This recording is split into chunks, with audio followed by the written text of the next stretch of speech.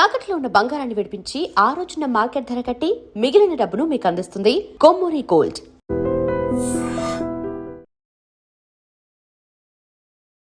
ఒక రాజకుటుంబం లాగా చేతిలో మీరు ఏం కోరుకుంటే అది చేతిలోకి వచ్చేసే అంత పెద్ద కుటుంబం. అయితే పేదవాడి గొంతుకుని వినిపించే క్యారెక్టర్లే చేశారు మీరు. ఎదగని వాడు చూస్తాడు కులం, ఎదిగిన వాడు చూస్తాడు గుణం అని చెప్పి రాశారు. ఎవరైతే కథలు కానీ ఆ క్యారెక్టర్స్ కానీ రాసి డైలాగ్ రాస్తాడో అతను ఫస్ట్ హీరో. ఒకానొక టైంలో చిరంజీవి గారి కంటే మీకు హిట్లు ఎక్కువ ఉన్నాయి. ఏ రోజైనా నేను అలా కెరీర్ ప్లాన్ చేసుకొని ఉంటే బాగుండేది అని సినిమా ఇండస్ట్రీకి నేను చేసింది కరెక్ట్ కాదు, చిరంజీవి చేసింది కరెక్ట్. సార్ ఒప్పుకోవాలి. ఎదిగేటప్పుడు ఏ వేషం వచ్చినా చెయ్యాలి. మంచి పొజిషన్లో ఉన్నప్పుడు బీజేపీలో జాయిన్ అయ్యి అవును, ఎర్లీ 90sలో నన్ను వెళ్ళొద్దన్నారు కొంతమంది. భారతీయ జంజాల పార్టీ అది ఓపెన్గా చెప్తున్నా. సెన్సార్ బోర్డులో కూడా లంచం నడుపుతారు. అసలు లంచాలు లేకపోతే సెన్సార్ బోర్డే లేదు. అవునా? సినిమా రిలీజ్కి వచ్చేటప్పటికి మంగళసూత్రం కూడా మిగలదు వాడి. చెన్నకేశవరెడ్డి షూట్లో బాలకృష్ణ గారితో మీకున్న ఏదైనా మూమెంట్స్? ఫాదర్ లేక బాలశంకర్ ఏం ఉండదు. అది కోపం వస్తుంది ఒక్కోసారి, డ్యామ్ డూమ్ అని తిడతాడు. బీజేపీ మీకు ఎంపీ టికెట్ ఇచ్చిన మాట వాస్తవం కాదా? అదే టికెట్ని మీరు కృష్ణరాజు గారికి ఇచ్చేశారు కదా. ప్రభాస్ ఫాదర్ని ఈ సందర్భంగా మెచ్చుకోవాలి. కొన్నిసార్లు ఫోన్ చేసాడు ఏంటని చూసి టైం చూసి కొట్టా. శివకృష్ణ నువ్వంటే ఏంటో ఇప్పుడు తెలిసింది, మా కుటుంబం నీకు రుణపడిపోయి ఉంది. సీనియర్ ఎన్టీఆర్ గారు రాజకీయ పార్టీ పెట్టి ఎలక్షన్లకు వెళ్లే ముందు ఇండస్ట్రీ నుంచి ఒకే ఒక వ్యక్తిని, శివకృష్ణని మాత్రమే పిలిచి మేడ్చలు ఎమ్మెల్యే సీట్ ఇచ్చి పోటీ చేయమన్నారు. రండి బ్రదర్ రండి, మీ గురించి విన్నాం అన్నాడు. గుండె అందరూ నన్ను ఉంచున్నారు. ఆ బ్రదర్ మీకు సీట్ ఇస్తున్నాం, మీలాంటి యంగ్ ఫెలోస్ డైనమిక్ మాకు కావాలని. కాళ్ళకి దండం దండం. సరే ఇప్పటికే నేను మీ వల్ల చెడిపోయాను అంటున్నారు సార్, ఇంకా ఎందుకు సార్ అన్నాను. కోపం వచ్చేసి అది తీసుకుని వెళ్ళిపో. వెళ్తాను సార్, కానీ ఒక్కడ మాత్రం జరుగుతుంది సార్, గేటు బయట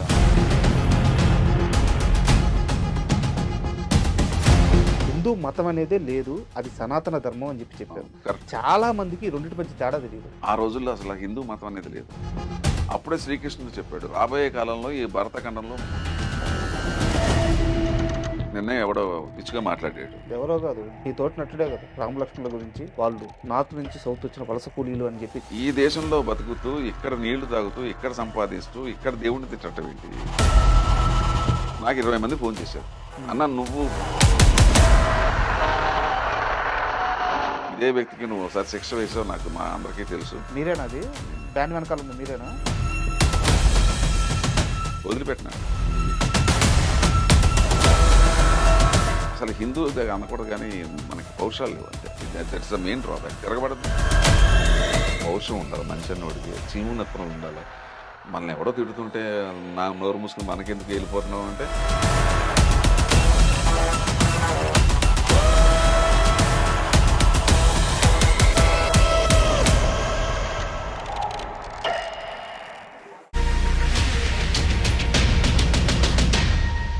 hi, welcome to my show. Telugu cinema పరిశ్రమని ముందడుగు వేపించిన ఎంతోమంది స్టార్స్ ఇండస్ట్రీలో ఈ రోజుకి మనకి వాళ్ళంతా కూడా ఒక సాక్ష్యంగా నిలబడి ఉన్నారు. అయితే అలాంటి వారిలో నటులు, సీనియర్ నటులు శివకృష్ణ గారికి ప్రత్యేక పరిచయం అవసరం లేదు.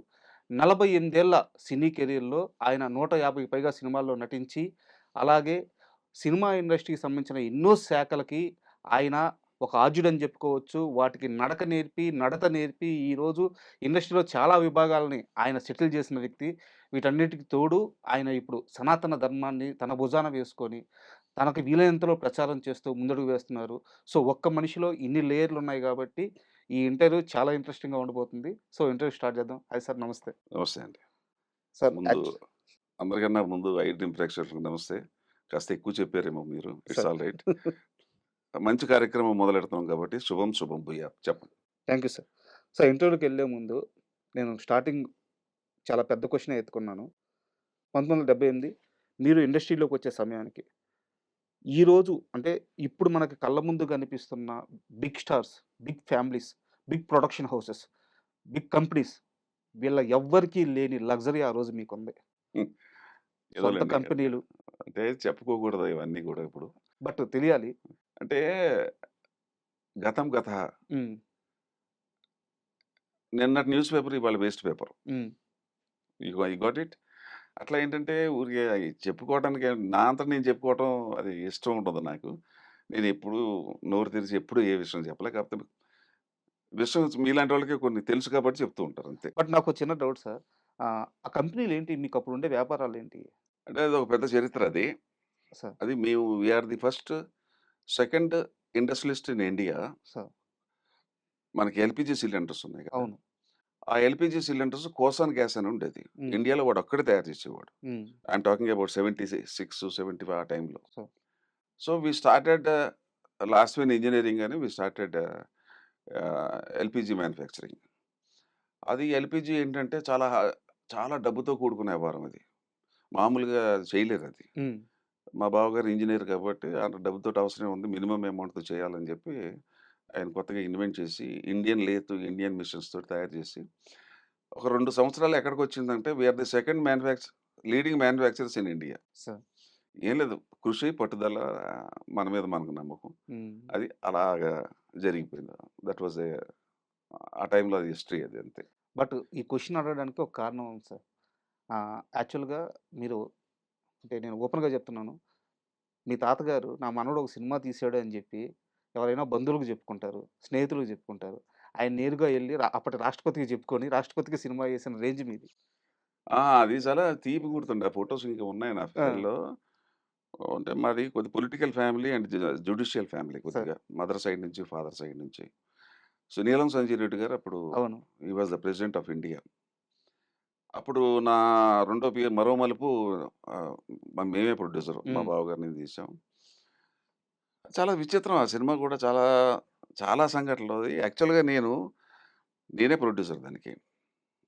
నేను మా బావగారు నేను ప్రొడ్యూసర్. నేను హీరో వేషం ఎయ్యాలని చెప్పి అంతకుముందు 'చలిచీమ'లో గెస్ట్ పాత్ర వేసి అవును. చూసుకున్నాను నా ఫేస్ నేను పనికొస్తానా రానా అని హ్మ్. చెప్పేసి.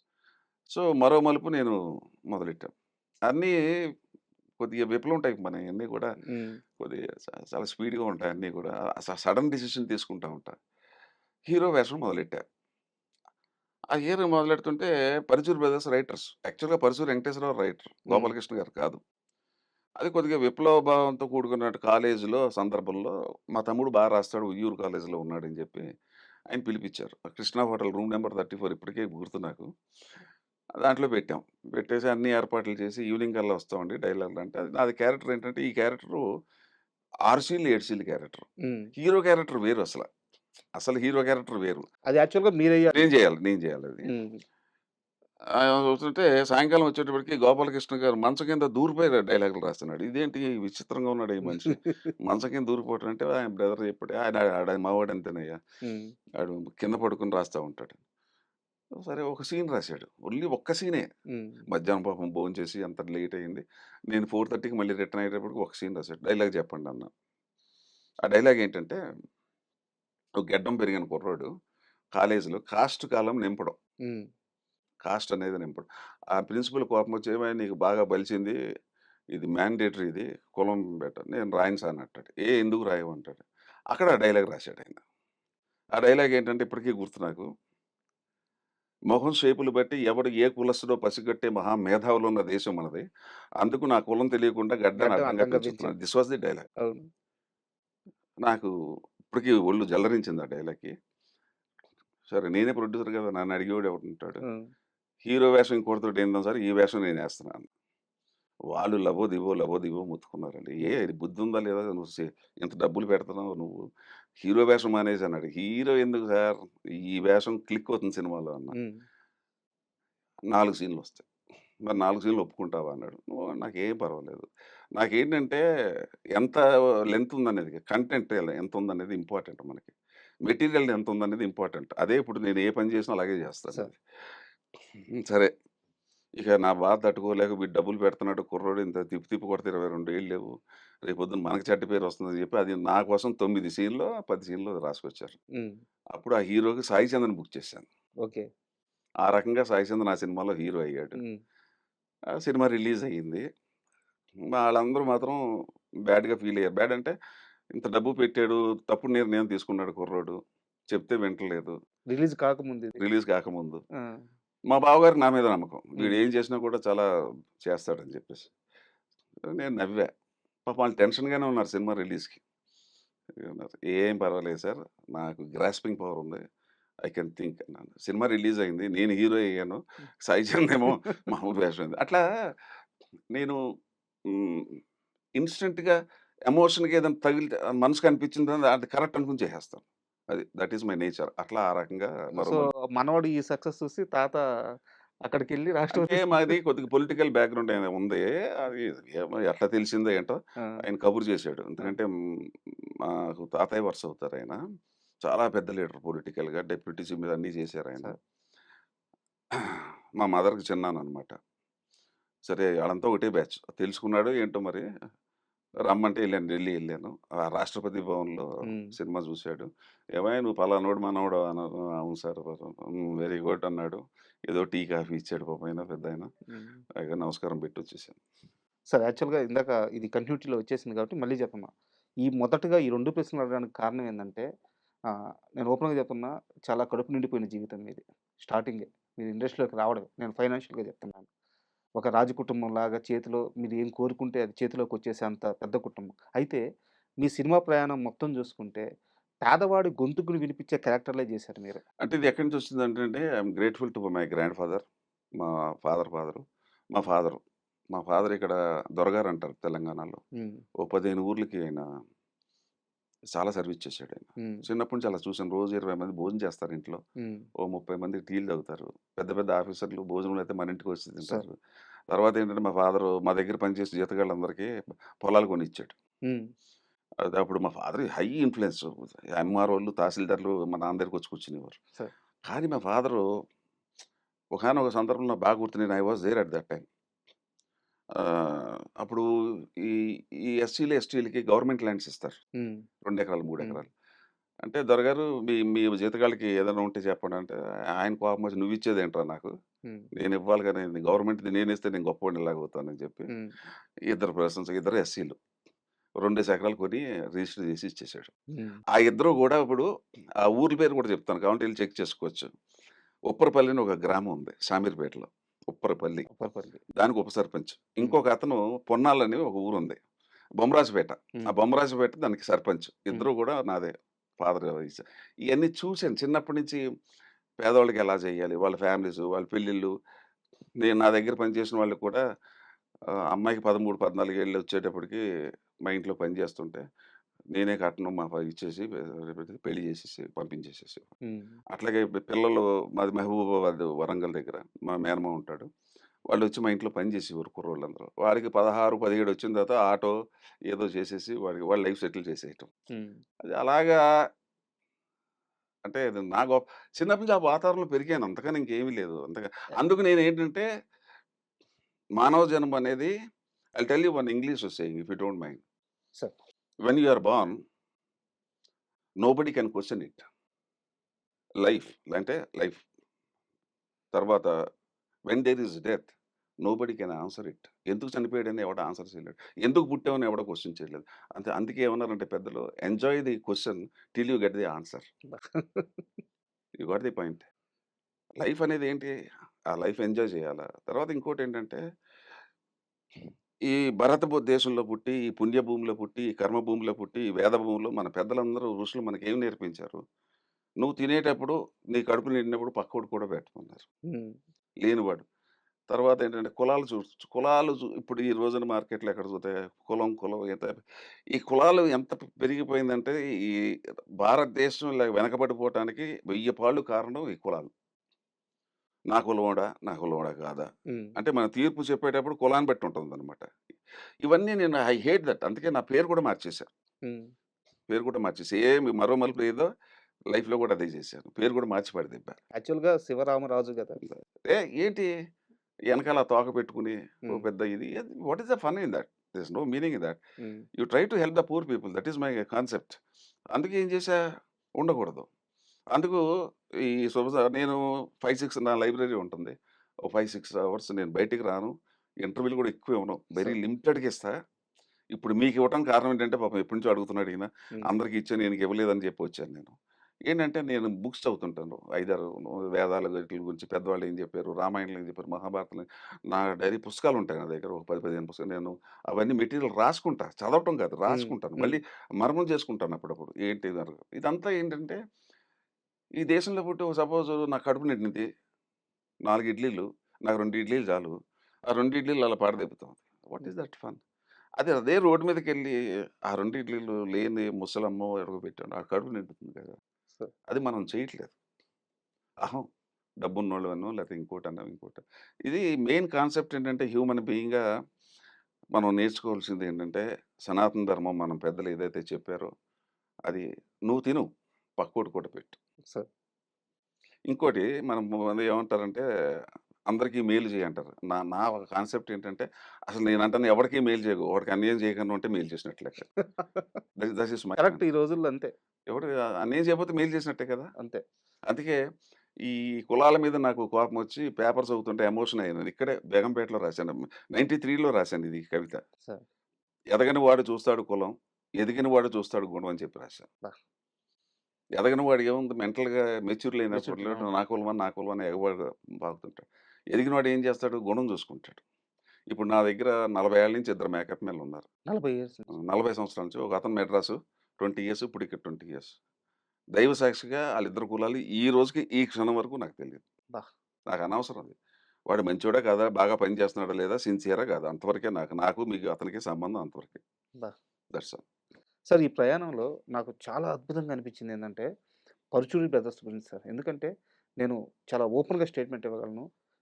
తెలుగు సినిమా పరిశ్రమలోనే కాదు, ఇండియన్ సినీ చరిత్రలోనే అలాంటి రైటర్స్ ఇంకుండరు. అంటే అంతకాలం కలిసి ట్రావెల్ అవుతా ఒక ఎవరు అన్నదమ్ముల్లాగా లేరండి. అలాంటి హిట్స్ అంటే ఇస్తా. అంతకాలం ఇప్పుడు అడపా తడపా సంవత్సరానికి ఒకటి చేసి 5 ఏళ్ళకోసారి అవును. చేయటం కాదండి. అవును. వాళ్ళు 300 సినిమాలు అవును. రాశారిప్పుడు. మా కాంబినేషన్ ఏంటంటే వాళ్ళకి నాకు ఎలా సెట్ అయిందంటే వాళ్ళు రైటర్సు, నేను హీరో, వేజల్ డైరెక్టర్. అవును. అన్నీ హిట్లే. 'మరోమలుపు' నా ఫస్ట్ పిక్చర్ 100 డేస్. నా సెకండ్ పిక్చర్ 'ఈ చరిత్ర' 100 డేస్. 'ఇది కాదు కాదు. ముగింపు' 100 డేస్. 100 డేస్. ఆ రైటర్సు నేను ఇంకోటి కూడా ఏం చెప్తానంటేనండి అందరికి, సినిమాకి ఎప్పుడు హీరో అనేవాడు హీరో గాదు నా దృష్టిలో. బహుశా ఇది ఎవరైనా వింటే కోపం వస్తుందేమో నా మీద. కాదు. సరస్వతీదేవి. అబ్బా! రైటర్ ఎవరైతే ఉన్నాడో, ఎవరైతే కథలు కానీ, క్యారెక్టర్స్ కానీ రాసి డైలాగులు రాస్తాడో అతను ఫస్ట్ హీరో. సార్. కరెక్ట్. అతనే నా దృష్టిలో first hero. Writer is the first hero అండి. రైటర్ అండి.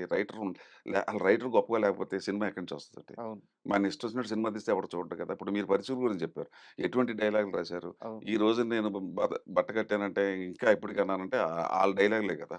ఇదే క్వెషను నా దగ్గర ఇంకో విధంగా ఉంది. మీరు 'పరుచూరి బ్రదర్స్‌ని' ఇండస్ట్రీకి పరిచయం చేశారు. అవును. అది ఒ కరెక్టే.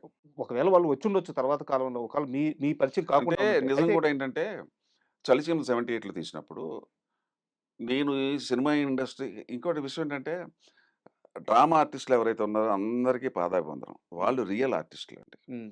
ఆ రోజుల్లో నాగేశ్వరరావు గారు గాని, రామారావు గారు గాని, గుమ్మడి గారు గాని, రావు గోపాలరావు ఈళ్ళంతా అంతకన్నా ముందు జనరేషన్ కూడా అందరూ డ్రామాస్ నుంచి వచ్చారండి వాళ్ళు. Hmm. They are well versed. వాళ్ళకి తిరుగులేదు వాళ్ళకి. సినిమా అనేది వెంట్రుక వాళ్ళకి. హ్మ్. నేను ఆ చివరి దాంట్లో ఎళ్ళాను. ఈ రామారావు, నాగేశ్వరరావు ఆ చివరి దశలో నేను ఎంటర్ అయ్యాను. ఆ రోజుల్లో మొ నటనంటే ఏమి తెలీదు. ఏబీసీడీ తెలీదు. స్టేజ్ ఎటు పక్క నుంచి ఎక్కాలో తెలియని ఫస్ట్ వ్యక్తి నేనే. హ్మ్.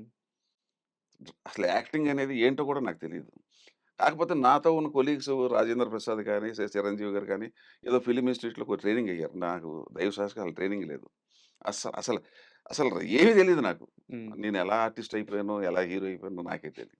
ఇప్పటికి అది నాకు చాలా విచిత్రం అనిపిస్తది. అయితే 'పరుచూరి బ్రదర్స్' పరుచూరిది 78 ఉంటే సినిమా తీస్తున్నారు. ఎంతవుతుంది సినిమా అంటే చలసీమలో 2,00,000 బడ్జెట్. హ్మ్. నాకు తెలీదు కదా! యాక్టింగ్ తెలీదు, డ్రామాలు తెలీదు. మా పక్కన ఒక కంపెనీలో ఇంకొకాయన ఉన్నాడు రాజు. ఏంటయ్యా అన్నాడు. నాకు సినిమాల్లో చెయ్యాలని ఉంది గురువుగారు. మా వోళ్ళేమో ఒప్పుకోవట్లే. ఈళ్ళేమో కంపెనీలో పని చేయమంటున్నారు. ఈ అందరూ ఇదే కంపెనీలో ఏం చేస్తామండి? నాకేమో బయటికెళ్ళాలని. అయితే ఒక పని చేయండి చెప్పి వేజల్ అని ఒకడు ఉంటాడు ఖైరతాబాద్‌లో. పరుచూరి వెంకటేశ్వర ఉంటాడు. మాదంతా డ్రామా బ్యాచ్. అక్కడ తీసుకెళ్ళి పరిచయం చేశారు. హ్మ్. అక్కడ 1 ఇయర్ రోజు సాయంకాలం నేను అల్వాల్ నుంచి వచ్చేవాడిని. నేను పెరిగిందంతా అల్వాల్ కంటోన్మెంట్ ఏరియా. సార్. రోజు స్కూటర్ ఏసుకొచ్చి ఆ వేజల్ దగ్గర కూర్చుంటే ఆళ్ళు డ్రామాల గురించి మాట్లాడుకుంటుండేవారు. అదేదో అదని కన్యాశుల్కం అని ఏదో నాకేం అర్థమయ్యేది కాదు. మనకి అట్లా అసలు ఏం తెలుసు మనకి డ్రామాల గురించి. హ్మ్. 1 ఇయర్ అబ్జర్వ్ చేశా. సరిగ్గా ఈ టైంలో నా అదృష్టం బాగుండి వెంకటార్య అని చెప్పేసి తార్నాకలో పెట్రోల్ బంక్ ఉంది. ఆళ్ళు వీళ్ళందరూ కలిసి ఓ సినిమా ప్లాన్ చేశారు. 2,00,000 ఎలా చేద్దాం అంటే మనిషికి 10,000 యేసుకుందాం. హ్మ్. అయితే 20,000 యేసుకుందాం. ఓ 10 మంది కలిసి సినిమా తీద్దాం అన్నారు. నేను చూసి చిరాకొచ్చి 2,00,000కి 20 మంది ఏంటి సార్ నవ్వుతాడు ఎవడన్నా. హ్మ్. 10 మంది నాన్‌సెన్స్. 2,00,000 నేను పెడతా. సినిమా తీద్దాం నేను వచ్చిందందుకన్నా. వాళ్ళు భయపడిపోయి ఓరి మీ నాన్న గన్నేసుకొస్తాడయ్యా లేనిపోని తలకాయ సార్ నొప్పి. 78, 78 టైంలో రూ. 2,00,000 అంటే ఎంత సార్ ఇప్పుడు ఏమో ఆ టైంలో మనకు పెద్ద ప్రాబ్లమ్ లేదు. 2,00,000 నేను 2,00,000 నేనే పెడతానన్నా. ఆ! 24 అవర్స్‌లో పెడతా అన్నాను. ఆ! అంటే వాళ్ళు భయపడిపోయారు. వద్దొద్దు కానీ ఒక మంచి సలహా ఇచ్చారు. ఏంటంటే నీకు అనుభవం రావాలా. హ్మ్. ఎంత డబ్బున్నా సర్లవసరం ఉండదు. అనుభవం రావాలా. నువ్వు ఒక పార్ట్నర్‌గా ఉండు అన్నాడు. నాకేమో అయిష్టంగానే జాయిన్ అయ్యాను. హ్మ్. ఆ 20 రోజులు షూటింగు చూసాను. అసలు షూటింగ్ అంటే ఏంటి చూసా. నేను అసలు నాకు ఆర్టిస్ట్ అవ్వాలని కూడా అంత లేదు. ప్రొడక్షన్ మీద ఎక్కువ ఇంట్రెస్ట్ నాకు. సరే అవుదామని చెప్పేసి చేశా. సరే నేను ఒక వేషం ఏస్తా. ఆ సినిమాలో అందరూ పంచులు, గోసులే. నేనొక్కడినే ప్యాంటు, షర్ట్ యేసుకుంటాను. తహసీల్దార్ వేషం చేశారు. తహసీల్దార్ వేషం. అవును. అది యేసాను. అది క్లిక్ అయింది. యాక్టింగ్ రాదు. పాపం 'దేవదాస్ కనకాల' ఏం కష్టపడ్డాడో నాకు చెప్పటానికి. అది క్లిక్ అయింది. నేను కూడా పనికొస్తానే ఆర్టిస్ట్‌గా అందరూ బావుందంటున్నారు హ్మ్. కదా! ఇదేదో ఈ లైన్ బావుంది మనకి అన్నాను. అప్పుడు మా ఇంట్లో గొడవ అయిపోయింది. ఈడు సినిమా ఇండస్ట్రీకెళ్తున్నాడు. ఇంతమంది వ్యాపారం వదిలిపెట్టుకొని అక్కడికి మన ఇంట వంట లేదు. మనం చాలా నామోషి ఏదో చెప్పుకొచ్చారు. ఇంక లాభం లేదని చెప్పేసి ఎక్స్‌పీరియన్స్ కోసం 'నిజం' అనే ఓ సినిమా 'దేవదాస్ కనకాల' హ్మ్. ఆహ్, నారాయణరావుని, రాజేంద్ర ప్రసాద్ వీళ్ళందరూ అవును. యాక్ట్ చేశారు. దానికి నేనే ఫైనాన్స్ కావాలని పెట్టా. ఆ రోజులో 50,000 పెట్టా. హ్మ్. ఆగిపోయింది సినిమా. కానీ షరత్ ఏంటంటే నా ఇంట్లో షూటింగ్ చేయాలి. నేను రోజు షూటింగ్ చూడాలి. హ్మ్. అంటే నాకు తెలవాలి. మెలుకువలు తెలవాలి నాకు. అట్లా కంప్లీట్ చేసి సినిమా రిలీజ్ చేశాను. అదొక అనుభవం వచ్చింది. ఇక అప్పుడు అబ్బా! ఇప్పటికే ఎక్కువైపోయింది 2 సంవత్సరాలు వేస్ట్ అయిపోయిందని చెప్పి అప్పుడు మరో మలుపు స్టార్ట్ చేశా. మరో మలుపుకి ఏమైపోయిందంటే పరుచూరి వెంకటేశ్వరరావు గారు స్టేట్ గవర్నమెంట్ ఆఫీస్‌లో పనిచేసేవారు. ఓకే. ఏజీ ఆఫీస్‌లో. ఓకే. ఆయన రైటరు. అప్పుడు ఎంత రైటర్‌గా ఆయనకి 1,500 ఇచ్చాం. హ్మ్. ఆయన ఫస్ట్ పిక్చర్. ఆయన లైఫ్‌లో ఆయన remuneration 1,500 first remuneration. First remuneration. Okay. అంటే నేను ఫిక్స్ చేయలేదు. వాళ్ళు ఫిక్స్ చేసుకున్నారు. 1,500 1800 ఇచ్చారు. ఓకే. సో, ఆ రకంగా పరిచయం నాకు ఆయన. హ్మ్. దాంట్లో నేను వన్ ఆఫ్ ది ప్రొడ్యూసర్స్ దాంట్లో. అయితే ఇందాక వారి ప్రస్తావన ఎందుకు తీసుకొచ్చానంటే, ఒక ఎన్టీఆర్‌కి గాని, ఒక కృష్ణ గారికి గాని, ఒక లేదండి. శోభన్ బాబుకి గాని 'నభూతో నా ఆ! భవిష్యతి' అక్కడి నుంచి కట్ చేస్తే సార్, ఒక చిరంజీవి గారికి గాని, ఒక బాలకృష్ణ గారికి గాని, ఎవరైతే ఆయా తరాల్లో టాప్ మోస్ట్ హీరోలని మనం చెప్పుకుంటున్నామో, లేదా ఆరాధిస్తూ వస్తున్నామో, వాళ్ళందరికీ బిగ్గెస్ట్ హిట్స్ ఇచ్చిన చేతులవి. ఫస్ట్ వాళ్ళకసలు నాతోటే స్టార్ట్ అయింది. మీతో స్టార్ట్ అయిందది. సో, అలాంటి వాళ్ళ జర్నీ చూస్తున్నప్పుడు, వీళ్ళ తొలి రోజుల్లో నేను ఉన్నాను గదా! అన్నప్పుడు ఎప్పుడన్నా ఆ ఆనందం వాళ్ళతో ఎప్పుడన్నా షేర్ చేసుకున్నారా? ఎట్లా? మీ మొదటి రోజులు మాట్లాడుకుంటూ అదే ఉండదండి. ఉండదు. అదే ఎప్పుడు మాట్లాడనసలు. హ్మ్. అండ్ ఇంకోటి మనం ఏదో చేశాను కూడా ఉండదు నాకు. ఎప్పుడు ఆ ప్రస్తావన కూడా తీసుకురానసలు. హ్మ్. అది వాళ్ళకుండాలది. అదే వాళ్ళు వాళ్ళకుంటుంది గ్యారంటీగా అనుమానం లేదు. నేనెప్పుడు అది ఎంతసేపు ఏంటంటే నెక్స్ట్ ఏంటి అలా అని చెప్పేసి ఏ రోజుని కూడా నాకింత క్లోజ్ అయినా కూడా హ్మ్. నా హీరో సినిమాలు అయిపోయింది. నేను బయట సినిమాలు చేసిన తర్వాత ఒక్క రోజున కూడా వాళ్ళు రాసిన స్క్రిప్ట్‌లో నేను లేను. హ్మ్. ఏదో 2 సినిమాలు 'పోరాటం' ఒకటి, 'పల్నాటి సింహం' ఒకటి 2 సినిమాలు, 'సంఘర్షణ' ఒకటి 3 అట్లా 3, 4 సినిమాలు చేశాను కానీ ఆ రాసిన 300 సినిమాల్లో నేను అలా ఎక్కడా లేను. నేను ఎళ్లి అడగటాలు అయి ఉండవండి నా దగ్గర. Sir I don't. సార్ ఒక సీరియస్ క్వెషన్ ఉంది సినిమాకి సంబంధించి. మీరు ఓపెన్‌గా సమాధానం చెప్పాలి. 1978లో మీరు ఇండస్ట్రీలోకెళ్తే, 1979లో ఒక కుర్రాడు కూడా ఇండస్ట్రీలోకొచ్చారు. చిరంజీవి గారు. చిరంజీవి గారు. కాదు. ఆయన పునాది రాళ్ళు. పునాది అంటే నాది 78 జూలైలో రిలీజ్ అయింది హ్మ్. 'చలిసీమలో'. హ్మ్. ఆయనది 'పునాది రాళ్ళలో' అది ఎప్పుడంటే 78 ఆగస్ట్‌లో రిలీజ్ అయింది. హ్మ్. సేమ్ ఆగస్టే. సేమ్. కాకపోతే 4 మంత్స్ తేడా. మీతో పాటు ఆయన కూడా ఇండస్ట్రీలోకొచ్చారు. అయితే మీకు వరుస హిట్‌లొచ్చినాయి. వరుసగా 3, 4 సినిమాలు 100 అవును. రోజులు ఆడినాయి. అవును. చిరంజీవి గారు ఆ టైంకి ఆయన స్ట్రగుల్స్ ఫేస్ చేస్తూ ఆయన ఎదిగే ప్రాసెస్‌లో ఉన్నారు. కట్ చేస్తే మీరేమో ఒక టైప్ సినిమాలకి మీరు పరిమితం అయ్యి ఆ సినిమాలు చేసుకుంటూ ఎళ్లారు. ఆయన కమర్షియల్ స్టార్‌గా ఆయన కెరీర్ బిల్డ్ చేసుకుంటూ ఎళ్లారు. ఏ రోజైనా అంటే ఒకానొక టైంలో చిరంజీవి గారి కంటే మీకు హిట్‌లు ఎక్కువున్నాయి. అంటే ఇది చాలామంది ఒప్పుకోకపోవచ్చు. But fact. ఏ రోజైనా నేను అలా కెరీర్ ప్లాన్ చేసుకొనుంటే బాగుండేది అని ఎప్పుడన్నా ఇది అనుకున్నారా? వెరీ గుడ్ క్వెషన్ అండి. Chiranjeevi is a great person. Sir. చాలామందికి తెలియదు. అంత స్వయం కృషి మనిషిని నేను ఎక్కడ చూడలేదు, లైఫ్లో చూడలేదు. హిందీలో కానీ తమిళ్లో కానీ అంత కష్టపడి పైకి వచ్చిన వ్యక్తి చిరంజీవి నెంబర్ 1. సార్. మనం ఒప్పుకోవాలి, నిజాన్ని ఒప్పుకోవాలి, నిజాన్ని ఖండించలేము మనం. కాకపోతే ఇప్పుడు మీరు అన్నారు, నేను ఎప్పుడైనా నేను ఎందుకు చేయలేదు అలా అన్నారు, కానీ నా మెంటాలిటీ ఈజ్ డిఫరెంట్. నేను 48 సంవత్సరాల్లో ఒక నిర్మాత గడప తొక్కల, బా. ఎవరు ఓ డైరెక్టర్ని వేషం అడగల. ఒక్క రామానాయుడు గారే నా దేవుడు. ఆయన ఫస్ట్ ముందడుగు చేసినప్పుడు ఆఫీస్కి రమ్మన్నాడు. నేను లైఫ్లో 48 సంవత్సరాలే అగ్రిమెంట్ మీద సైన్ చేసింది ఒకే ఒక్కసారి ముందడుగు. ఈ రోజుకి ఎప్పుడు కూడా అగ్రిమెంట్లు మా నోటి మాట మీద వెళ్ళిపోతా. నేనేంటంటే ఏదో సమాజానికి నాకు ఆ పేరు వచ్చేసింది కదా, ఎవరికి రాని మాదాల రంగారావు పితామహుడు. ఫస్ట్ ఆయన సినిమాలు చేయటం, తర్వాత నేను మొదలెట్టా ఏదో చెయ్యాలి ఇటువంటి సినిమాలు. అందుకే నేను నా సినిమాలు చూడండి చాలా తక్కువ ఉన్నాయి. యాక్చువల్గా చిరంజీవి నాది ఒకటే బ్యాచ్ అయినప్పుడు నేను కనీసం 300 సినిమాలన్నా చేసి ఉండాలి. చేయలేదు, 170 అనుకోవచ్చు. నేను చేయను, ఏదో సరదాగా కోసం చేయమంటే అది నాకు సమాజానికి ఏమి ఇస్తున్నాం, అండర్ కరెంట్గా ఏం చెప్పగలుగుతున్నాం అనేది. అది ఇంకోటి ఏంటంటే సినిమా ఇండస్ట్రీకి ఇది కరెక్ట్ కాదండి. నేను చేసింది కరెక్ట్ కాదు, చిరంజీవి చేసింది కరెక్ట్, ఒప్పుకోవాలి. ఎందుకంటే ఎదిగేటప్పుడు ఏ వేషం వచ్చినా చెయ్యాలి. సరే, నాకు లక్కీగా హీరో వేషాలు వచ్చి ఉండొచ్చు, కానీ నేను పరిమితం అయిపోయాను. అయితే ఈ పరిమితం అయినప్పుడు ఒక 7-8 సినిమాలు హీరోగా చేసినదో నాకు డౌట్ వచ్చేసింది. ఇక నన్ను ఎవరో పిలవరు, కమర్షియల్ హీరో అవ్వాలని చెప్పి డౌట్ వచ్చింది నాకు. అప్పుడు మళ్ళీ ట్రెండ్ మార్చుకున్నా నాకు నేనే. అప్పుడు నేను చేశాను కమర్షియల్గా కొట్టమొదలు. అవును, అక్కడ కూడా సక్సెస్ఫుల్ వచ్చినాయి కదా. ఎన్ని ఫైట్లు మామూలు డూపులు లేకుండా చేసిపోతున్నా. ఫస్ట్ పిక్చరు నాకు నాగభైరవ, అన్నీ వరుస పెట్టి మళ్ళీ అన్నీ నేను హీరోగా చేసినానిగా హిట్లు కొట్టుకుంటూ వచ్చాను. మళ్ళీ అది ఒకటేమో విప్లవం, ఒకటేమో కమర్షియల్గా ఫైట్లు సాంగ్లు. 2 అయిన తర్వాత ఒక చిన్న డౌట్ వచ్చింది, సెంటిమెంట్ నాకు ఎవడు ఇవ్వట్లేదే. ఆ రెండోది కూడా నేను తెచ్చుకున్నా. అవును, నేను తెచ్చుకున్నాను కమర్షియల్ హీరో అవ్వాలి. మూడోది ఇప్పుడు నేను ఏదో చేయాలి. అప్పుడు మళ్ళీ అయిన తర్వాత లాభం లేదని మళ్ళీ నా గురువులు పరిచయ ప్రదేశం కాబట్టి మంచి కథ మళ్ళీ సినిమా తీద్దాం సార్ అని ఆడపడుచు తీశా. అవటానికి నేను హీరో, కానీ ఆడపడుచు టైటిల్ పెట్టి ఆ అమ్మాయి మీద పూర్ణిమ ఒక అమ్మాయిని పెట్టి సినిమా బీభత్సమైన హిట్. ఇంకా అప్పటితో ప్రూవ్ అయిపోయింది ఏమైనా చేయగలుగుతాడు వీడని. అంటే నాది నేను ప్రూవ్ చేసుకున్నాను, కానీ నేను చేసింది మాత్రం తప్పే. సినిమా ఇండస్ట్రీలో అలా ఉండకూడదు, పరిమితం అవ్వకూడదు. ఏ సినిమా వచ్చినా చెయ్యాలి. ఒక 7-8 ఫ్లాప్లు అయినా ఎక్కడ దగ్గర హిట్ కొడతాం. అది జనరల్ ఫార్ములా. అది నేను ఎందుకో చేయలేకపోయాను. అది నా మిస్టేక్. నేను ఎందుకు అంటానంటే సినిమా ఇండస్ట్రీకి మిస్టేక్ లేదండి ఇక్కడ, నా మిస్టేక్. అది నా మిస్టేక్. చాలా తప్పులు చేశాను. ఒకటి. రెండోది ఏంటంటే మంచి పొజిషన్లో ఉన్నప్పుడు బీజేపీలో జాయిన్ అయ్యాను. అవును, ఎర్లీ 90sలో. అసలు ఎవరు లేరండి ఇండియాలో. శత్రుఘ్న సిన్హా నేనే. అసలు సౌత్ ఇండియాకి నేను స్టార్ క్యాంపెయినర్. ఒక 2004 నుంచి 2004 వరకు 15 సంవత్సరాలు సినిమాలు లేవు.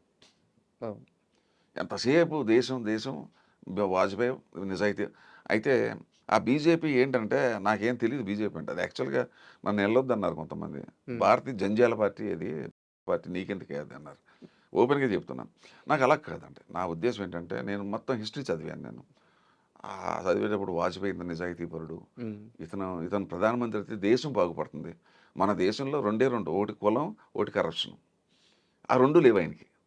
ఈ మహానుభావుడు వస్తే ఇంకా నేను పడ్డ శ్రమాలు గుర్తించారో లేదో పక్క పెట్టాను, కానీ సినిమాలు ఎప్పుడు ఉన్నాం. యూ ఓంట్ బిలీవ్ 15 రోజులు 16 రోజులు ఎలక్షన్ వచ్చిందంటే అందరికీ నేనే స్టార్ క్యాంపెయినర్. సినిమాలు నా హీరో వర్షిప్ పోయింది. అది నేను చేతులారా చేసుకున్నా. ఎక్కువ సినిమాలు చేయకపోవడం నాదే కారణం. బీజేపీలోకి వెళ్ళడం చేసిన తప్పు నాదే తప్పు. అర్థమైంది. అక్కడితో ఆగానా, మళ్ళీ దీనికి వచ్చా. నాకు వర్కర్స్ అంటే ఇష్టం. ఫస్ట్ ఇండియాలో నేనే ఫస్ట్ ఫెడరేషన్కి చైర్మన్ అయ్యాను. 24 యూనియన్కి చైర్మన్ అయ్యాను. అయినప్పుడు ఊరుకున్నానా, ఇక మళ్ళీ దాని మీద పడ్డా. వాళ్ళకి హాస్పిటల్ పెట్టి అది పెట్టి ఇది పెట్టి నాకు సెంట్రల్ ఇల్లు ఇన్ఫ్లుయెన్స్ పెట్టి అన్నీ వాళ్ళకి చేసి పెట్టా. అలా పెట్టినప్పుడు అక్కడితో ఆగలేదు ప్రయాణం. ప్రభాకర్ రెడ్డి గారు చిత్రపురి కాలనీకి మహానుభావుడు 68 ఎకరాలు పట్టుకొచ్చింది ఆయనే, నేను కాదు. అయితే ఏమైందంటే 8 సంవత్సరాలు డెవలప్మెంట్ లేకపోయేటప్పటికి according to the government GO they can take it back. There is no development they can take it back. ఆయన ఏం చేశాడంటే మీ సినిమాలకు ఇంకా దూరంగా ఇస్తాను, ఇప్పుడు నాకు అది ప్రైమ్ ఏరియా ఏంది తీసేసుకుంటా అన్నాడు చంద్రబాబు నాయుడు గారు. ఉమ్. అప్పుడు అప్పటికే నేను వాళ్ళకి చైర్మన్గా ఉన్నాను, నేనేంటో వాళ్ళకి అర్థమైంది. వీళ్ళందరూ వెళ్ళిపోయి లేదంటే ఒకసారి అవకాశం ఇవ్వండి, సరే మంచివాడిని పెట్టుకోండి 1 year టైం ఇస్తాను మీకు అన్నాడు ఓకే. చంద్రబాబు నాయుడు గారు. 15 months 16 months ఇచ్చి అంటే నా పేరు చెప్పారు, నాకు తెలియదు అసలు అది. ఉమ్. ఆయన సినిమా హీరో, ఆయన ఎందుకే పెట్టుకుంటారు, లీడర్ని పెట్టుకున్నాను, ఎవరు అక్కర్లేదు ఆయన ఉంటే మాకు వస్తుంది సార్ అని నా పేరు చెప్పారు. అసలు నాకు తెలియకుండా చంద్రబాబు నాయుడు నాకు ఆర్డర్స్ ఇష్యూ చేశాడు, శివకృష్ణ అదే పిఎస్సి కమిటీ చైర్మన్ అని చెప్పేసి. ఏంటో ఇలా చేశారు, నేను ఇప్పటికే నేను దెబ్బతినేసాను, రాజకీయాల్లోకి వెళ్ళి నాకు సినిమాలు లేకుండా పోతున్నాయని అంటే ఏమైనా చేయాలని. అప్పుడు 2 years కరెక్ట్ 15 months 16 months డబ్బులు లేవు. నేనే కొద్దిగా ఖర్చు పెట్టుకుని పెట్రోల్ కానీ ఆఫీసుల చుట్టూ తిరిగి మొత్తం పర్మిషన్ తెచ్చా. 68 ఎకరాలు మళ్ళీ వెనక్కి తెచ్చా. బా. నా లైఫ్లో గ్రేటెస్ట్ అచీవ్మెంట్ అంటే 68 ఎకరాలు ప్రభాకర్ రెడ్డి గారు తెచ్చింది వెళ్ళిపోతుంటే ఉమ్. దాన్ని పట్టుకొస్తే అప్పుడు నేను మళ్ళీ సెన్సార్ బోర్డు చైర్మన్ చేశాను ఈలోపు. అవును. అక్కడ బిజీగా ఉన్నాను, అదొక నా సినిమాలకి అన్ని ఆటంకం. అక్కడికి వెళ్తే 15 రోజులు కానీ రూల్ ప్రకారంగా సర్టిఫికేట్ ఇవ్వాల్సిన అవసరం లేదు, ఉమ్. వాళ్ళు ఎప్పుడైనా చూసిస్తారు. అది ముందు మార్చేసి ముందే చెప్పారు, లంచం ఎవరు తీసుకుంటే వాళ్ళు సస్పెండ్ చేస్తారు. 2 months టైం ఇస్తున్నాను, 3 months అవ్వకపోతే ఇక నా విశ్వరూపం చూస్తారు. సార్ సెన్సార్ బోర్డులో కూడా లంచం నడుస్తుందా? అసలు లంచాలు లేకపోతే సెన్సార్ బోర్డే లేదు. అవునా? గారం. ఇప్పుడు ఒక నిర్మాత ఉన్నాడండి, సినిమా రిలీజ్కి వచ్చేటప్పటికి మంగళసూత్రం కూడా మిగలదు వాడి దగ్గర, పాత చిన్న నిర్మాతలు. అక్కడ ఖర్చు పెట్టడానికి కూడా డబ్బులు ఉండవు పాపం వాళ్ళ దగ్గర. అక్కడ డబ్బులు అడుగుతారు వాళ్ళు, డబ్బులు అడుగుతారు. అది నాకు తెలుసు, నేను నిర్మాతగా డబ్బులు ఇచ్చానుగా, నేను 5 సినిమాలు నిర్మాతగా నేను లంచాలు ఇచ్చానుగా, ఉమ్. ముందే చెప్పాను. ప్రతి ఇన్ అండ్ అవుట్ నాకు తెలుసు, జాగ్రత్త తోలు తీసేస్తా. అక్కడి నుంచి మొదలెట్టా. 15 రోజులది వారం రోజులు, వారం రోజులది 5 రోజులు, 5 రోజులది 2 రోజులు, 2 రోజులది ఒక రోజు తీసుకొచ్చేసాను సర్టిఫికేట్. ఇండియాలో ఫస్ట్ టైం ఇటేస్తాను. ఒక్క రోజులో వస్తే సెన్సార్ సర్టిఫికేట్ ఒక్క రోజులో అయినా నేను ఇచ్చేస్తాను సర్టిఫికేట్. నా ఆఫీస్ పైన ఉండేది సెన్సార్ ఆఫీసు, కిందేమో ఎఫ్డిసి ఉంది. డివిఎస్ రాజు గారు అప్పుడు దానికి ఉమ్. రామానాయుడు గారు, తర్వాత రమణాచారి గారు అని హౌసింగ్ బోర్డు చైర్మన్, ఆయన రాఘవేంద్రరావు అందరూ నన్ను పిలిపించారు. అమ్మ ఏంద్రైంది పెద్దవాళ్ళు అందరూ పిలిచారంటే, ఏంటయ్యా నువ్వు కష్టపడి సంపాదించావు, నువ్వే ఉండాలి ప్రెసిడెంట్గా, ఉమ్. వచ్చేసింది రామానాయుడు అన్నాడు, శివకృష్ణ అయితే నేను 50 లక్షలు ఇస్తాను, ఇది చిత్రపూర్ కాలకి సంబంధించిన విషయం. ఉమ్. 50 లక్షలు డొనేషన్ ఇస్తాను అన్నాడు. శివకృష్ణ అయితేనే ఇస్తాను అన్నాడు. ఉమ్. తర్వాత రమణాచారి, ఈ సందర్భంలో రమణాచారి గారిని దండం పెట్టాలి, రామానాయుడు గారికి కానీ అందరికీ. ఆయన ఏమన్నాడంటే, శివకృష్ణ ప్రెసిడెంట్గా ఉంటే నేను 2 మోడల్ హౌస్ కట్టిస్తాను, వేరే వాళ్ళు అయితే నేను కట్టను అన్నాడు. బా. ఉమ్. డివిఎస్ రాజు గారు ఏమో చేయమన్నారు. ఇంతలో నాగేశ్వరరావు వచ్చారు అనుకోకుండా. ఉమ్. అన్నారు, ఏంటి శివకృష్ణ ఇంత పని చేశాను, నువ్వు అందరూ నీ పేరు చెప్తున్నారు, నువ్వు నిజాయితీ ఇంత బాగా చేసి ఎవడో సాధించలేని సినిమా ఇండస్ట్రీలో నువ్వు సాధించావు, వర్కర్ల కోసం చేసావు, ఉండొచ్చు కదా అన్నాడు. సరే బీజేపీకి వెళ్ళి సినిమాలు పోయినాయి, ఫెడరేషన్కి వెళ్ళి సినిమాలు పోయినాయి, సెన్సార్ బోర్డుకి వెళ్ళి సినిమాలు పోయినాయి, ఇప్పుడు మళ్ళీ ఇది పెట్టుకున్నాను అనుకోండి, ఉమ్. నేను కొలాప్స్ అంటే ఇంకా నాకు ఆర్టిస్ట్గా ఎవడు గుర్తించడు, నన్ను వదిలేయండి సార్ అన్నాను. లేదంటే ఒక పని చేయండి, నాకు ఆ ఫైనాన్షియల్గా కూడా ప్రాబ్లం అవుతుంది, ఓ పని చేయండి సార్, మీరు అందరికీ నాకు నెలకు 1,50,000 ఇచ్చని చేసేస్తాను అంటే ఆయన పాపం నవ్వుతావు, నాకే పెట్టావా సార్ నువ్వు అన్నాడు. మరి ఏం చేయాలి, అప్పుడు ఏం చేశానంటే ఇంకా లాభం లేదని, వీళ్ళు ఎంత బలవంతం చేసినా నేను చేయలేదు. ఎంతకాలం చేస్తాను, అప్పటికే మనకి జ్ఞానోదయం అయింది. జ్ఞానోదయం అయ్యేటప్పటికే 15 ఏళ్ళంతా టైం వేస్ట్ అయింది. అక్కడ వర్కర్లందరినీ పిలిచి ఎవడో రానంటారు, ఉమ్. ఎలక్షన్ పెట్టి క్యాన్సిల్ చేసాం, ఎవడు రావట్లే, ఉమ్. మేము వాళ్ళని నమ్మం అన్నారు ఎవరిని. అప్పుడు నేను పేపర్ స్టేట్మెంట్ ఇచ్చి నేను ఉంటాను దగ్గరుండి చూసుకుంటానని వర్కర్ని, టైలర్ని, డ్రైవర్ని వాళ్ళని అందరినీ మెంబర్ చేసి దండం పెట్టి వచ్చేసి ఇప్పుడు అదే చిత్రపూరి. సార్ అంటే ఇది ఎంత పెద్ద జర్నీ అంటే, ఈరోజు చిత్రపూరి కాలనీకి సంబంధించి చిన్న చిన్న అభియోగాలు వస్తుండొచ్చు, బట్ ఇప్పుడు అక్కడ సినిమా వాళ్ళు చాలామంది ఉన్నారు. సినిమా వాడికే కదండి మేము చేసింది. 20 సంవత్సరాలు 30 సంవత్సరాలు కెమెరామెన్లుగా చేసి ఏమీ సంపాదించుకోలేక ఇది చాలా మంది ఇప్పుడు అక్కడ నివాసం ఉండే వాళ్ళకి నేను చేశానని తెలియదు, ఆ, నేను చెప్పుకోను. నాకు పెద్ద మైనస్ పాయింట్ అది, నేను అలాగే చెప్పుకోవటం ఇష్టం లేదు. ఇలా ఏదైనా సందర్భం వస్తే నిజానికి శివకృష్ణ అంటే